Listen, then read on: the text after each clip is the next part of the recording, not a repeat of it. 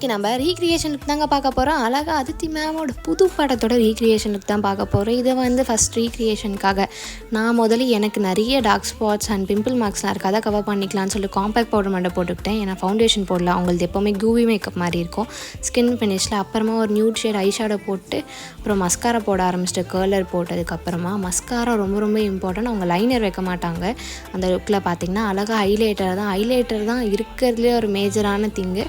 அழகாக அதை வந்து எந்தெந்த இடத்துல எனக்கு வேணுமோ அந்தந்த இடத்துல மார்க் பண்ணிவிட்டு அப்புறம் ஐப்ரோஸ் வந்து அவங்களது பார்த்திங்கன்னா ஒரு மாதிரி கர்வாக இருக்கும், அந்த ஸ்டார்டிங்கில் நம்ம மாதிரி ஷார்ப்பாக இருக்காது.